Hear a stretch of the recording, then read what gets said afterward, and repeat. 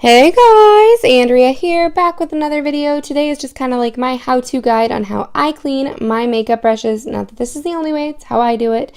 I use the Real Techniques brush cleansing mitt just to make my life a little bit easier, as well as my favorite bar soap, which happens to be the doTERRA Spa Essentials line in the moisturizing bath bar.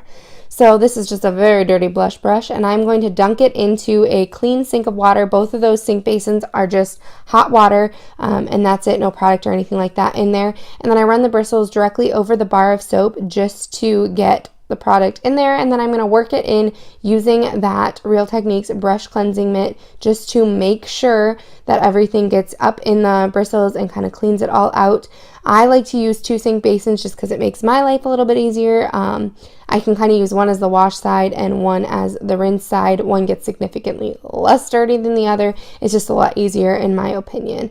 So I just go ahead and rinse it out there, squeeze out all of the excess water, and then it's fairly clean. I mean, it looks a little bit dirty still, but that's just, I promise, because it's stained, because it's so old. Then I roll it between my hands just to restore the shape and lay it flat on the towel to dry. Next up, I've got my powder foundation brush, which is just a dense brush, which you'll kind of notice a theme here. The denser the brush, the harder it is to clean, just because those bristles are so compacted together.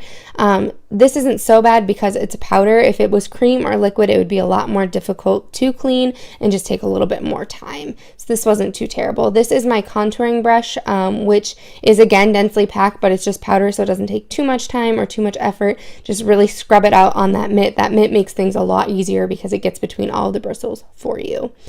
So here I am using two brushes at once because hello lazy, but these are both kabuki, flat top kabuki brushes, which I use with liquid foundation or cream foundation, whatever I'm using that day. And like I say, I can do two brushes at once if I keep it to the point where I can actually hold them and make sure that I'm getting them both clean. These do take a little bit more time. That's why I kind of go over them twice with the bar of soap just to get everything out of there. Between them, I did like all my face brushes, and then I'm cleaning out my sink here just to kind of make sure that everything is clean, and then going in with my eyeshadow brushes. I always do several eyeshadow brushes at once just because it makes my life a whole lot easier.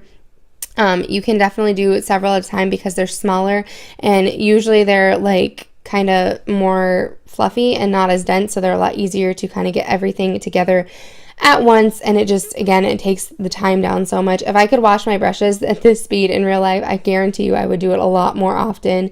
It just makes life a little bit easier. So specifically with eye brushes and sometimes with face brushes, I will do more than one at a time. I'm just going to use that same bar of soap to wash my hands and clean out my sink.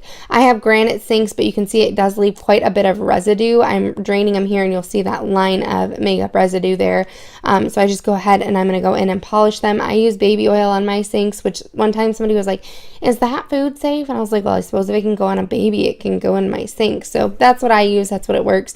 I love, love, love having granite sinks. This was one of the first changes we made in the house. I hated the standard builder grade shallow silver sink it came with, so we ended up upgrading to this one after we moved in, and I absolutely love it. So I just really clean that out, polish it up, make sure that it's ready for the next use.